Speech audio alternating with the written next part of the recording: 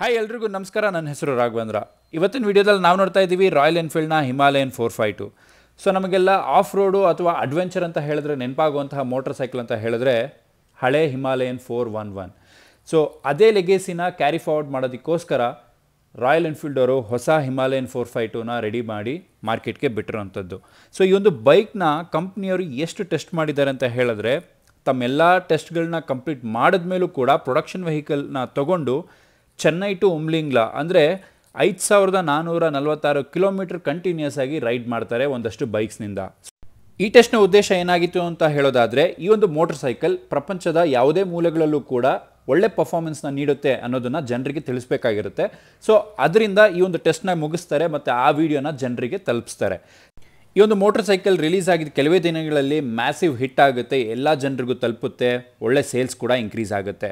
So ಅದಾಗಿದ್ದ ಕೆಲವೇ ದಿನಗಳಲ್ಲಿ Indian motor cycle of the year 2024 ಅನ್ನೋ ಅವಾರ್ಡ್ ಕೂಡ ಈ ಒಂದು ಮೋಟರ್ ಸೈಕಲ್ಗೆ ಬಂದ್ಬಿಡುತ್ತೆ. ಸೊ ಈ ಒಂದು ಬೈಕ್ನ ಡೀಟೇಲ್ ರಿವ್ಯೂನ ನೋಡ್ತಾ ಹೋಗೋಣ ಈ ಒಂದು ವಿಡಿಯೋದಲ್ಲಿ ಬನ್ನಿ. ಈ ಮೋಟರ್ ಸೈಕಲ್ನ ಫ್ರಂಟ್ ಸೆಕ್ಷನ್ನ ನೋಡೋದಾದರೆ ನಮಗೆ ಆವರೇಜ್ ಟಿಲ್ಟೆಡ್ ವಿಂಡ್ಶೀಲ್ಡ್ನ ಕೊಟ್ಟಿರುವಂಥದ್ದು, ನಮಗೆ ವಿಂಡ್ ಬ್ಲಾಸ್ಟ್ ಒಂದು ರೇಂಜ್ಗೆ ಕಂಟ್ರೋಲ್ ಆಗುತ್ತೆ ಅಂತಲೇ ಹೇಳ್ಬೋದು. ನೆಕ್ಸ್ಟ್ ಈ ಒಂದು ಬೈಕಲ್ಲಿ ನಮಗೆ ಕೊಟ್ಟಿರುವಂಥ ಲೈಟ್ಸ್ ಎಲ್ಲ LED ಬಂದಿರುತ್ತೆ, ಯಾವುದೇ ರೀತಿ ಹಾಲೋಜಿನ್ ಯೂಸ್ ಮಾಡಿರೋದಿಲ್ಲ. So next number plate placement ಇಲ್ಲಾಗಿರುತ್ತೆ. ಸೊ ನೆಕ್ಸ್ಟ್ ಇಲ್ಲಿ ನೀವು ಏನು ನೋಡ್ತಿದ್ದೀರಾ ಬೀಕ್, ಇದೊಂದು ಕಂಪ್ಲೀಟ್ ಫೈಬರಿಂದ ಬಂದಿರುತ್ತೆ, ಯಾವುದೇ ರೀತಿ ಮೆಟಲ್ನ ಯೂಸ್ ಮಾಡಿರೋದಿಲ್ಲ.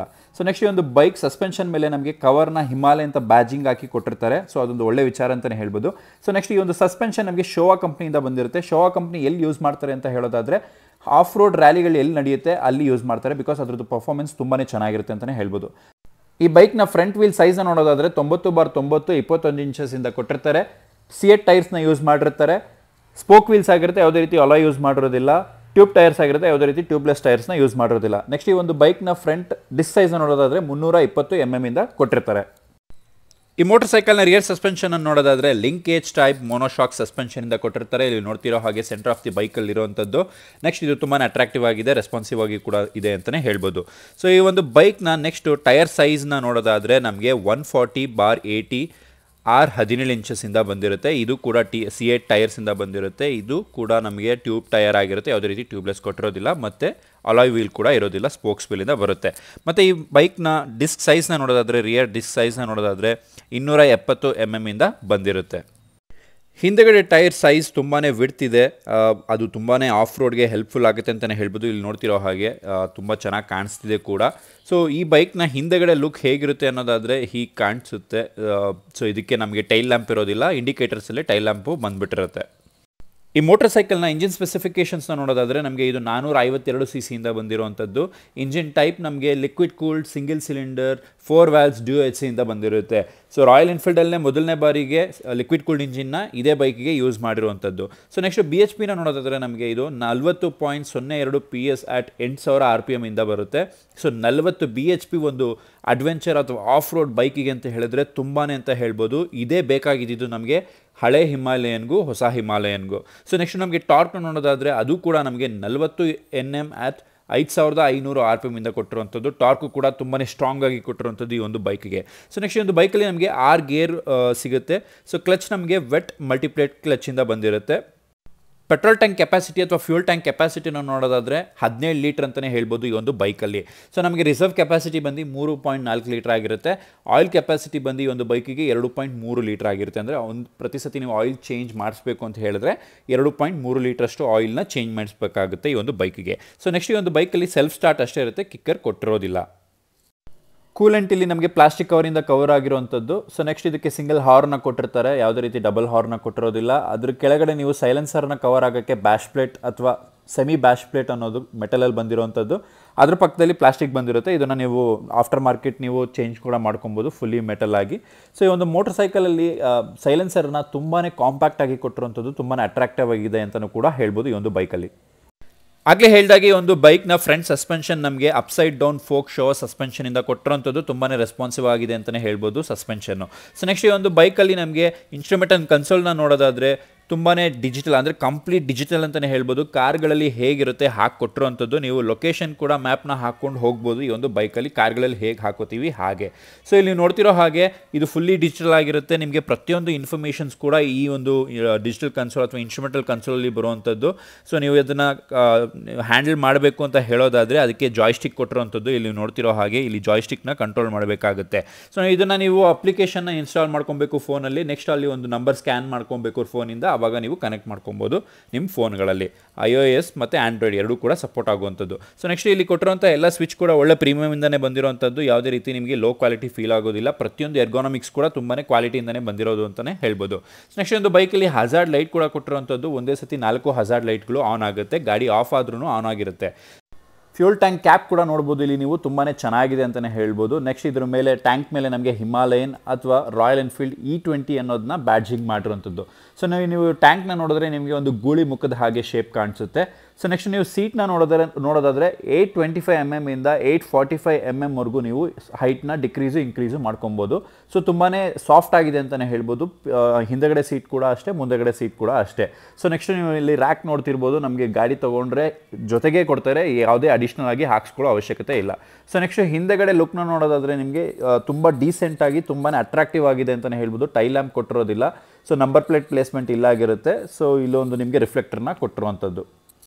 ಈ ಒಂದು ಬೈಕ್ನ ಓವರಾಲ್ ವೆಯ್ಟ್ 196 kg ಆಗಿರುತ್ತೆ. ಗ್ರೌಂಡ್ ಕ್ಲಿಯರೆನ್ಸ್ 230 mm ಇಂದ ಬಂದಿರುತ್ತೆ. ಸೀಟ್ ಹೈಟ್ ನೋಡೋದಾದರೆ 825 mm ಇಂದ 845 mm ವರೆಗೂ ಕೊಟ್ಟಿರ್ತಾರೆ.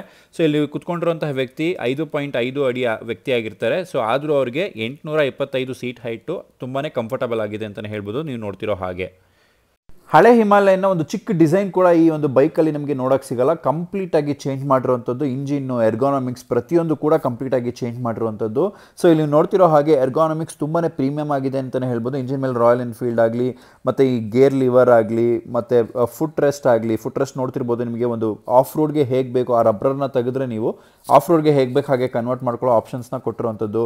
ನೆಕ್ಸ್ಟ್ ಪಿಲಿಯನ್ ಫುಟ್ ರೆಸ್ಟ್ ಕೂಡ ನಿಮಗೆ ತುಂಬಾ ಚೆನ್ನಾಗಿದೆ ಅಂತಲೇ ಹೇಳ್ಬೋದು. ನೀವು ನೋಡ್ತಿರೋ ಹಾಗೆ ನೆಕ್ಸ್ಟ್ ಈ ಸ್ಯಾರಿ ಗಾರ್ಡ್ ಯೂಶ್ವಲ್ ಆಗಿ ಎಲ್ಲರೂ ತೆಗೆಸ್ಬಿಡ್ತಾರೆ. ತೆಗೆಸಿದ್ರೆ ಒಳ್ಳೆ ಲುಕ್ ಬರುತ್ತೆ. ಬಟ್ ಆದರೂ ಸೇಫ್ಟಿ ಪರ್ಪಸ್ಗೋಸ್ಕರ ಸ್ಯಾರಿ ಗಾರ್ಡ್ ಇರಬೇಕು ಅಂತಲೇ ಹೇಳ್ಬೋದು. ನೆಕ್ಸ್ಟ್ ಇಲ್ಲಿ ನೋಡ್ತಿರೋ ಹಾಗೆ ಚೈನ್ ಕೂಡ ತುಂಬಾ ಸ್ವಲ್ಪ ಒಳ್ಳೆ ತಿಕ್ಕಾಗಿ ಕೊಟ್ಟಿರುವಂಥದ್ದು. ಈ ಒಂದು ಬೈಕಲ್ಲಿ ನಮಗೆ ಡಬಲ್ ಸ್ಟ್ಯಾಂಡ್ನ ಕೊಟ್ಟಿರುವಂಥದ್ದು ಅದೊಂದು ಒಳ್ಳೆ ಅಡ್ವಾಂಟೇಜ್ ಅಂತಲೇ ಹೇಳ್ಬೋದು. ಜೊತೆಗೆ ಸೈಡ್ ಸ್ಟ್ಯಾಂಡ್ ಕೂಡ ಕೊಟ್ಟಿರುವಂಥದ್ದು.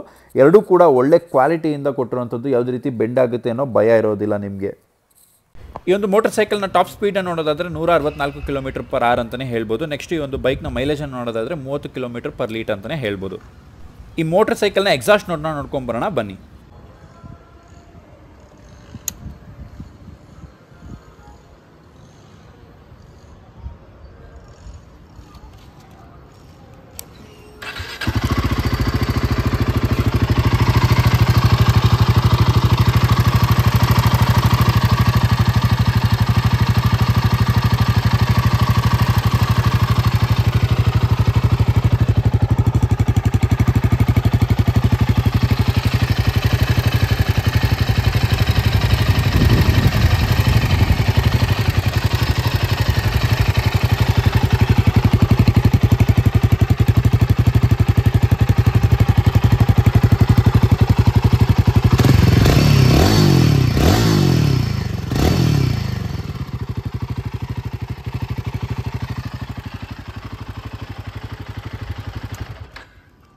ಈ ಒಂದು ಬೈಕಲ್ಲಿ ನಮಗೆ ಯಾವುದೇ ವೇರಿಯಂಟ್ಸ್ ಅಂತ ಇರೋದಿಲ್ಲ, ಬದಲಾಗಿ ಕಲರ್ ಆಪ್ಷನ್ಸ್ ಮೇಲೆ ಪ್ರೈಸ್ನ ಫಿಕ್ಸ್ ಮಾಡಿರುವಂಥದ್ದು.